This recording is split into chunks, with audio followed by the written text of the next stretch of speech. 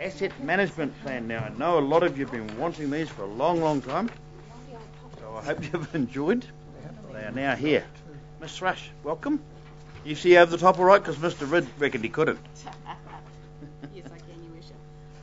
Happy to take this item as read. We've discussed it through workshops and happy to answer any questions. Okay, so this virtually takes you right through everything a lot of you have asked. Now, this is separate to, was requested the other day, you will be getting the real estate asset management spreadsheet shortly, which is separate.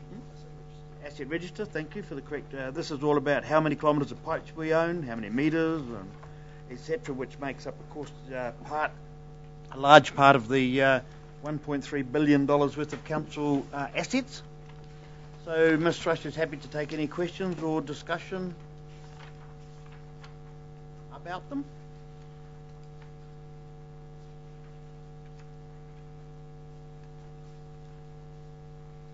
Well, if there's none, I'll go straight to... Oh, there is, Councillor Craig, 10 by 1. Sorry. I was looking at the irrigation in Centennial Park Zone. Then that's a huge amount of water that's spread there. What does that actually... What is the Centennial Park Zone? Golf course is the majority user of that water. Ah, the golf course. Okay. They're not happy about it? Yeah, okay. They pay for it. They pay for it. Oh, okay.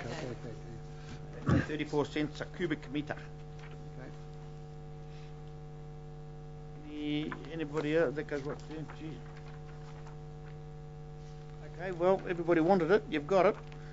75 pages of it. And if there's no further questions or...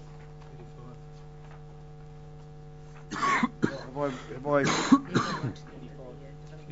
35. Oh, onto the DC. Sorry. Okay,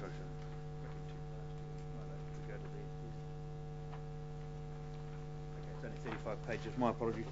So if there's no further questions or discussions on this, there's a suggested resolution on 10 bar 1 that the draft asset management plans be adopted subject to any change needed as a result of the long-term plan decision-making process which is coming up soon.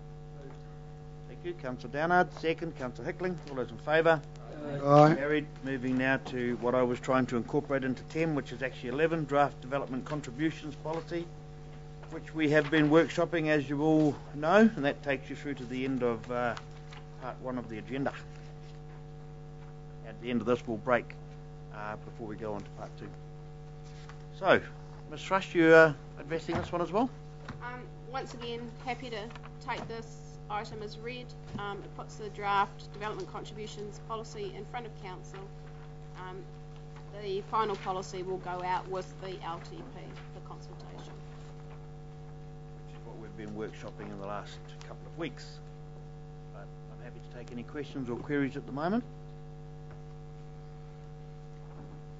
Councillor Truman?